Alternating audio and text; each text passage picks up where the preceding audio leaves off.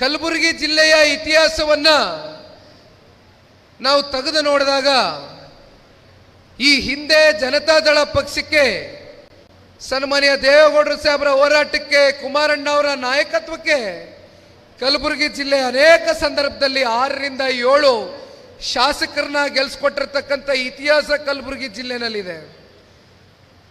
ಆದರೆ ಬರ್ತಾ ಬರ್ತಾ ಒಂದು ಸ್ವಲ್ಪ ಕಲಬುರಗಿ ಜಿಲ್ಲೆಯಲ್ಲಿ ನಮ್ಮ ಶಕ್ತಿ ಒಂದು ಹಂತಕ್ಕೆ ನಾವು ಕಳ್ಕೊಳ್ತಾ ಬಂದಿದ್ದೇವೆ ಅಂತಕ್ಕಂಥದ್ದು ಎಲ್ಲರೂ ಕೂಡ ಒಳಗಡೆಯಿಂದ ಇವತ್ತು ಆಲೋಚನೆ ಮಾಡ್ತಕ್ಕಂಥ ಒಂದು ಪರಿಸ್ಥಿತಿ ಇದೆ. ನಾನು ಒಪ್ಕೊಳ್ತೇನೆ. ಯಾಕೆಂದರೆ ರಾಜಕಾರಣದಲ್ಲಿ ಗೆಲುವು ಸೋಲು ಏಳು ಬೀಳು ಇವೆಲ್ಲವೂ ಸರ್ವೇ ಸಾಮಾನ್ಯ. ಯಾತಕ್ಕೋಸ್ಕರ ಚುನಾವಣೆಯಲ್ಲಿ ಸೋಲಾಯಿತು, ಯಾತಕ್ಕೋಸ್ಕರ ನಾವು ಜಿಲ್ಲೆಯ ಜನತೆ ಈ ಹಿಂದೆ ನಮ್ಮ ಕೈಯನ್ನು ಹಿಡಿದಿದ್ರು. ಆದರೆ ಇತ್ತೀಚಿನ ದಿನಗಳಲ್ಲಿ ಯಾಕೆ ನಮ್ಮ ಕೈಯನ್ನು ಬಲಪಡಿಸ್ಲಿಕ್ಕೆ ನಾವು ಆ ಜನಗಳ ಹತ್ರ ಹೆಚ್ಚಾಗಿ ಹೋಗ್ತಾ ಇಲ್ವಾ ಅಂತಕ್ಕಂಥ ಆತ್ಮವಿಮರ್ಶೆಯನ್ನು ಕೂಡ ನಾವು ಮಾಡ್ಕೊಳ್ಬೇಕಾಗ್ತದೆ. ಇವತ್ತು ಬೆಳಗ್ಗೆ ಮಾಧ್ಯಮದ ಸ್ನೇಹಿತರು ಕೂಡ ಆ ನಿಟ್ಟಿನಲ್ಲಿ ನನಗೆ ಪ್ರಶ್ನೆಯನ್ನು ಮಾಡ್ತಾ ಇದ್ರು. ಶರಣಗೌಡರು ಮಾತನಾಡಬೇಕಾದ್ರೆ ಒಂದು ಮಾತನ್ನೇ ಹೇಳ್ತಾ ಇದ್ರು. ನಿನ್ನೆ ಬೀದರ್ ಜಿಲ್ಲೆಯಲ್ಲೂ ಕೂಡ ಅದನ್ನು ಪ್ರಸ್ತಾವನೆ ಮಾಡಿದ್ದೇನೆ. ತುಂಬ ಜನಕ್ಕೆ ಒಂದು ತಪ್ಪು ಪರಿಕಲ್ಪನೆ ಇದೆ.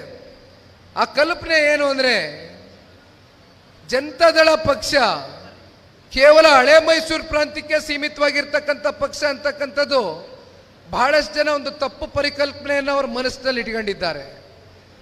ಆದರೆ ಇವತ್ತಿನವರೆಗೂ ಜನತಾದಳ ಪಕ್ಷ ಯಾವಾಗ ಅಧಿಕಾರಕ್ಕೆ ಬಂದಿದೆಯೋ ಅಥವಾ ಇವತ್ತಿಗೂ ಕೂಡ ನೀವು ಮಾತನಾಡ್ತಕ್ಕಂಥದ್ದಾದರೆ ಅಧಿಕಾರ ಇರಲಿ ಇಲ್ಲದೆ ಹೋಗಲಿ ಅದು ಬೇರೆ ಪ್ರಶ್ನೆ. ಕನಿಷ್ಠ ಪಕ್ಷ ನಮಗೆ ಉತ್ತರ ಕರ್ನಾಟಕದಿಂದ 40ರಿಂದ 50% ಶಾಸಕರು ಹೊಂದಿರತಕ್ಕಂಥದ್ದಾಗಿದೆ. ಆದರೆ ಒಂದು ಬ್ರ್ಯಾಂಡ್ ಕ್ರಿಯೇಟ್ ಆಗೋಗಿದೆ.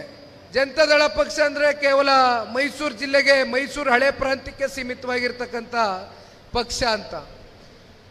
ಯಾವ ಕಾರಣಕ್ಕೂ ನಾನು ನಿಮ್ಮ ಜೊತೆ ಒಂದು ಮಾತನ್ನು ಕೊಡಲಿಕ್ಕೆ ಇಷ್ಟಪಡ್ತೇನೆ. ಇವತ್ತು ಒಬ್ಬ ಕಾರ್ಯಕರ್ತನಾಗಿ ನನ್ನಲ್ಲಿ ಯಾವುದೇ ರೀತಿ ತಾರತಮ್ಯ ಇಲ್ಲ.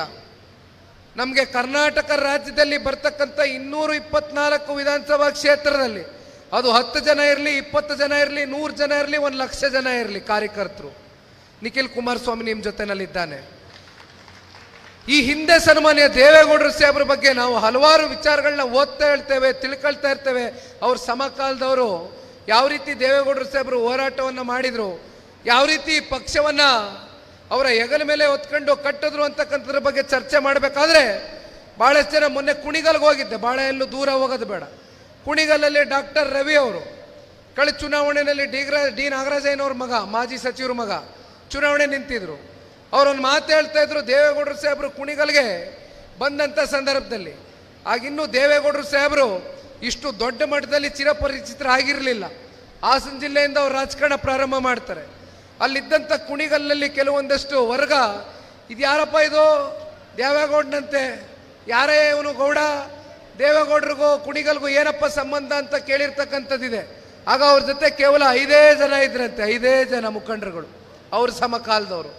ಅಂದಿನಿಂದ ಇವತ್ತು ನೀವು ತಿರುಗಿ ನೋಡ್ತಕ್ಕಂಥದ್ದಾದರೆ ದೇವೇಗೌಡರು ಸಾಹೇಬರು ಬಿಡಪ್ಪ ನಾನು ಹಾಸನ ಜಿಲ್ಲೆ ವ್ಯಾಪ್ತಿಗೆ ಮಾತ್ರ ನಾನು ನಾಯಕ ಅಂತಕ್ಕಂಥದ್ದು ಅವರೇನಾದ್ರು ಮನಸ್ಸಲ್ಲಿ ಇಟ್ಕೊಂಡಿದ್ದರೆ ಇವತ್ತು ರಾಜ್ಯ ಅಷ್ಟೇ ಅಲ್ಲ ದೇಶ ವ್ಯಾಪ್ತಿ ಇವತ್ತು ದೇವೇಗೌಡರು ಸಾಹೇಬ್ರನ್ನ ಅವ್ರು ಕೊಟ್ಟಿರ್ತಕ್ಕಂಥ ಕಾರ್ಯಕ್ರಮಗಳು, ಯೋಜನೆಗಳು, ಅವ್ರು ಮಾಡಿರ್ತಕ್ಕಂಥ ಸಾಧನೆಗಳು ಇವತ್ತು ನಮ್ಮ ದೇಶದ ಗೌರವಾನ್ವಿತ ಪ್ರಧಾನಮಂತ್ರಿಗಳು ಕೂಡ ಅವ್ರಿಗೆ ಯಾವ ರೀತಿ ಗೌರವವನ್ನು ಕೊಟ್ಟು ನಡೆಸ್ಕೊಳ್ತಾರೆ ಅಂತಕ್ಕಂಥದ್ದನ್ನ ನೋಡಿದ್ದೇವೆ. ಇವೆಲ್ಲವನ್ನ ನಾವು ಮನಸ್ಸಿನಲ್ಲಿ ಸ್ಫೂರ್ತಿಯಾಗಿ ತೆಗೆದುಕೊಳ್ಬೇಕಾಗ್ತದೆ. ಇರ್ಬೋದು ಇವತ್ತು ನಮಗೆ ಕಲಬುರಗಿನಲ್ಲಿ ಹೆಚ್ಚಾಗಿ ನಮ್ಮ ಕಣ್ಮುಂದೆ ಶಾಸಕರನ್ನ ನಾವು ಒಂದೇ ಆಗಿರ್ತಕ್ಕಂಥದ್ದು ಇರ್ಬೋದು, ಇವತ್ತು ನಾನು ಒಪ್ಕೊಳ್ತೇನೆ. ಆದರೆ ಹಿಂದೆ ಇತಿಹಾಸ ಇದೆ ಈ ಜಿಲ್ಲೆಗೆ. ಜನತಾದಳ ಪಕ್ಷ ಅತಿ ಹೆಚ್ಚು ಶಾಸಕರನ್ನ ಹೊಂದಿರತಕ್ಕಂಥ ಇತಿಹಾಸ ಇದೆ. ಹಾಗಾಗಿ ಯಾವ ಕಾರಣಕ್ಕೂ ಕೂಡ ಧೃತಿಗೆಡೋದು ಬೇಡ. ಯಾವ ಕಾರಣಕ್ಕೂ ನಾವು ಇಟ್ಟಿರ್ತಕ್ಕಂಥ ಹೆಜ್ಜೆನ ವಾಪಸ್ಸು ಹಿಂತಗೊಳ್ತಕ್ಕಂಥ ಪ್ರಶ್ನೆ ಇಲ್ಲ. ಬಂದಿದ್ದೇವೆ, ಯಾವುದೇ ಚುನಾವಣೆಗೋಸ್ಕರ ಬಂದಿಲ್ಲ. ಯಾವುದೋ ಹಿಂದಿನ ವಿಧಾನಸಭಾ ಚುನಾವಣೆ ಇರ್ತಕ್ಕಂಥದ್ದು ಇನ್ನೂ 3 ವರ್ಷ ಸಮಯ ಅವಕಾಶ ಇದೆ. ಯಾತಕ್ಕೆ ನಿಖಿಲ್ ಕುಮಾರಸ್ವಾಮಿ ಈಗಲೇ ರಾಜ್ಯ ಪ್ರವಾಸ ಮಾಡ್ತಾ ಇದ್ದಾನೆ ಅಂತಕ್ಕಂಥದ್ದು ನಿಮ್ಮೆಲ್ಲರಲ್ಲೂ ಪ್ರಶ್ನೆ ಕಾಡ್ತಾ ಇರ್ಬೋದು. ನಿಖಿಲ್ ಕುಮಾರಸ್ವಾಮಿ ಇವತ್ತು ರಾಜ್ಯ ಪ್ರವಾಸ ಮಾಡ್ತಾ ಇರ್ತಕ್ಕಂಥದ್ದು ನಮ್ಮ ಕಾರ್ಯಕರ್ತರ ಮುಂದಿನ ಚುನಾವಣೆಗಳೇನಿದೆ, ಗ್ರಾಮ ಪಂಚಾಯಿತಿ ಚುನಾವಣೆ, ತಾಲೂಕು ಪಂಚಾಯಿತಿ, ಜಿಲ್ಲಾ ಪಂಚಾಯಿತಿ ಚುನಾವಣೆ, ಮಾಧ್ಯಮದ ಸ್ನೇಹಿತರು ನನಗೆ ಕೇಳ್ತಾ ಇದ್ರು, ಯುವಕರಿಗೆ ನೀವು ಯಾವ ರೀತಿ ಸ್ಫೂರ್ತಿ ತುಂಬಿಸ್ತೀರಿ, ಯುವಕರು ನಿಮ್ಮ ಪಕ್ಷಕ್ಕೆ ಕರೆ ತರಲಿಕ್ಕೆ ನೀವು ಯಾವ ರೀತಿ ಅವ್ರಿಗೆ ಒಳಗಡೆಯಿಂದ ವಿಶ್ವಾಸ ಮೂಡಿಸ್ತೀರಿ ಅಂತಕ್ಕಂಥದ್ದನ್ನ ಕೇಳ್ತಾ ಇದ್ರು. ನಾನೊಂದು ಮಾತನ್ನು ಹೇಳಿದೆ, ಭಾಳ ಜನ ಜನತಾದಳದಿಂದ MLAಗಳಾಗಿ ಬೆಳೆದಿರ್ತಕ್ಕಂಥವ್ರು, ಮಂತ್ರಿಗಳಾಗಿರ್ತಕ್ಕಂಥವ್ರು, ಸಂಸದರಾಗಿರ್ತಕ್ಕಂಥವ್ರು ಎಲ್ಲರೂ ಕೂಡ ಗ್ರಾಮ ಪಂಚಾಯಿತಿ, ಜಿಲ್ಲಾ ಪಂಚಾಯಿತಿ, ತಾಲೂಕು ಪಂಚಾಯಿತಿ ಚುನಾವಣೆಗಳಲ್ಲಿ ಹಿಂದೆಲ್ಲ ಒಂದು ದಿನ ಆಕಾಂಕ್ಷಿತರಾಗಿ ಪಕ್ಷ ಅವ್ರನ್ನ ಗುರುತಿಸಿ ಟಿಕೆಟ್ ಕೊಟ್ಟು ಜಿಲ್ಲಾ ಪಂಚಾಯಿತಿ, ತಾಲೂಕು ಪಂಚಾಯಿತಿಯಿಂದ ಶಾಸಕರಾಗಿ ಮಾಡಿ ಮಂತ್ರಿಗಳಾಗಿ ಮಾಡಿರ್ತಕ್ಕಂಥ ಇತಿಹಾಸ ಜನತಾದಳ ಪಕ್ಷಕ್ಕಿದೆ. ಹಾಗಾಗಿ ಹೊಸ ಯುವಕರು, ಹೊಸ ಆಲೋಚನೆಗಳು, ಹೊಸ ತಲೆಮಾರು ಮುಂದಿನ ದಿನಗಳಲ್ಲಿ ರಾಜ್ಯವನ್ನು ಸಮಗ್ರವಾಗಿ ಕಟ್ತಕ್ಕಂಥದ್ದಕ್ಕೆ ನಮ್ಮ ಜೊತೆಯಲ್ಲಿ ಹೆಜ್ಜೆ ಹಾಕಬೇಕು ಅಂತಕ್ಕಂಥದ್ದಾದರೆ ಯುವ ಪೀಳಿಗೆಗೆ ನಾವು ತುಂಬು ಹೃದಯದಿಂದ ಬರಮಾಡ್ಕೊಳ್ಬೇಕಾಗ್ತದೆ. ಆ ಕೆಲಸವನ್ನು ನಾವೆಲ್ಲರೂ ಸೇರಿ ಮಾಡ್ತೇವೆ ಅಂತಕ್ಕಂಥದ್ದನ್ನ ಈ ಸಂದರ್ಭದಲ್ಲಿ ಹೇಳ್ತಾ, ಇವತ್ತು ಕಲಬುರಗಿ ಜಿಲ್ಲೆಯ ರಾಜಕಾರಣವನ್ನು ನೀವೆಲ್ಲರೂ ನೋಡಿದ್ದೀರಿ. ಯಾವ್ಯಾವ ರೀತಿ ಯಾವ್ಯಾವ ದಂಧೆಗಳು ನಡೀತಾ ಇದೆ, ಸೇಡಂನಲ್ಲಿ ಏನಾಗಿದೆ, ನಮ್ಮ ಇದರಲ್ಲಿ ಅಫ್ಜಲ್ಪುರದಲ್ಲಿ ಏನಾಗಿದೆ, ಆಳಂದದಲ್ಲಿ ಏನಾಗಿದೆ ಅಂತಕ್ಕಂಥದ್ದು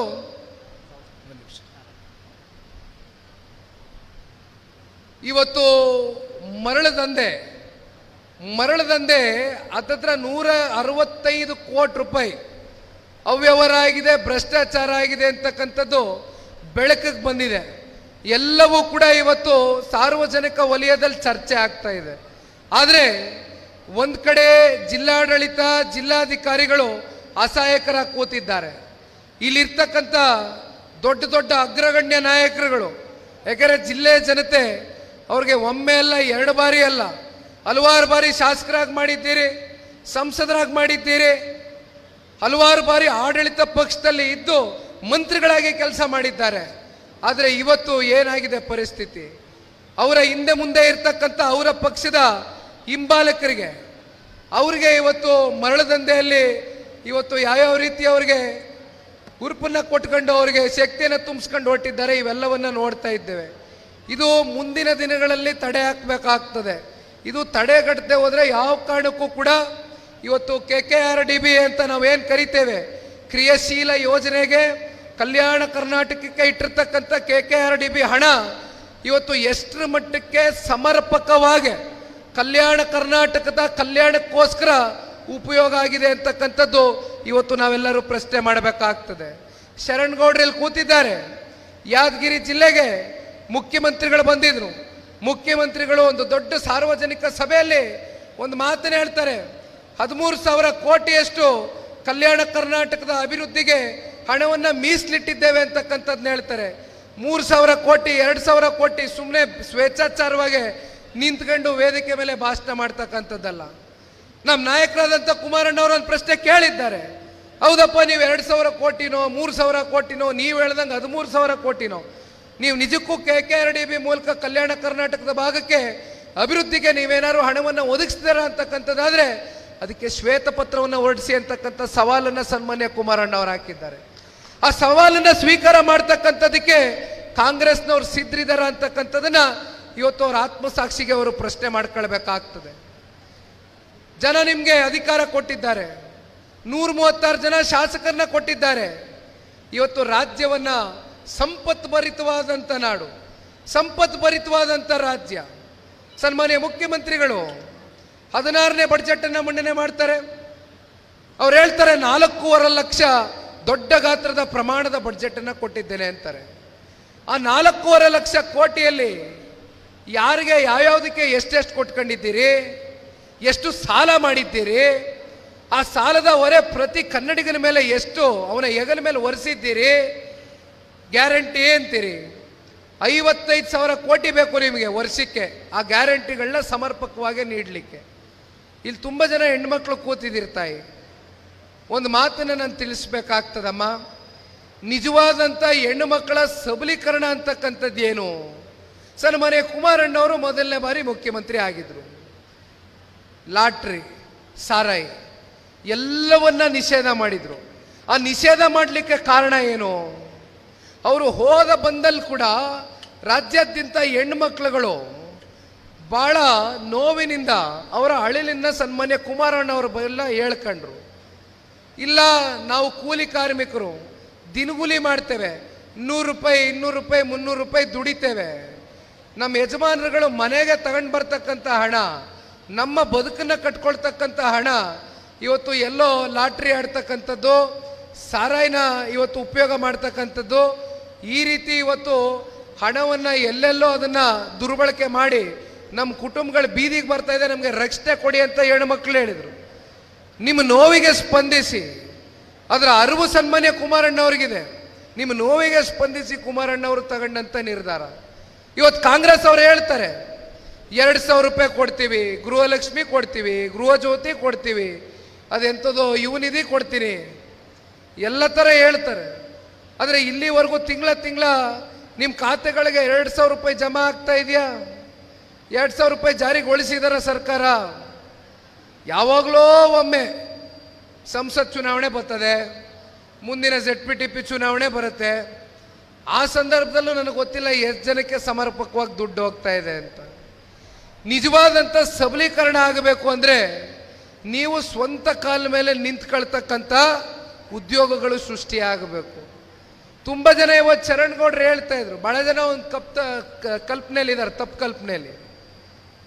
ಕುಮಾರಣ್ಣವರು ಇಂಡಸ್ಟ್ರಿ ಮಿನಿಸ್ಟ್ರಿ ಇದ್ದಾರೆ, ಹೆವಿ ಇಂಡಸ್ಟ್ರಿ ಮಿನಿಸ್ಟ್ರಿ ಇದ್ದಾರೆ, ಅವರು ಎಲ್ಲ ಬೇಕಾದರೂ ಇಂಡಸ್ಟ್ರಿಗಳನ್ನ ಚುಟ್ಕಿ ಹೊಡೆಯೋಷ್ಟ್ರಲ್ಲಿ ತಗೊಂಬಂದ್ಬಿಡ್ಬೋದು ಅಂತ ಅಂದ್ಕೊಂಡಿದ್ದಾರೆ.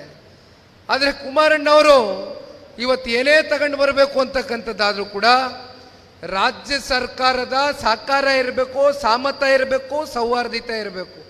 ಇದು ಯಾವುದು ಕೂಡ ಅವರಲ್ಲಿ ಕಾಣ್ತಾ ಇಲ್ಲ. ಏನೇ ಕುಮಾರಣ್ಣವರು ಕೆಲಸ ಮಾಡೋಕ್ಕೆ ಹೋದರೂ ಅದರಲ್ಲಿ ತಡೆಗಟ್ತಾರೆ. ಎಲ್ಲಿ ಕುಮಾರಣ್ಣನಿಗೆ ಮುಂದಿನ ವಿಧಾನಸಭಾ ಚುನಾವಣೆ ಸಂದರ್ಭದಲ್ಲಿ ಹೆಸರು ಬಂದ್ಬಿಡುತ್ತೋ, ಎಲ್ಲಿ ಮತ್ತೆ ಕುಮಾರಣ್ಣವ್ರು ಬೇಕು ಅಂತಕ್ಕಂಥದ್ದನ್ನ ಜನ ಇನ್ನೂ ದೊಡ್ಡ ಮಟ್ಟದಲ್ಲಿ ಅಪೇಕ್ಷೆಯನ್ನು ಪಟ್ಟುಬಿಡ್ತಾರೋ, ಎಲ್ಲಿ ನಮಗೆ ಹಿನ್ನಡೆ ಆಗಿಬಿಡ್ತದೋ ಅಂತ ಭಯದಿಂದ ಇವತ್ತು ಯಾವುದೇ ರೀತಿ ಸ್ಪಂದನೆ ಕೊಡ್ತಾ ಇಲ್ಲ.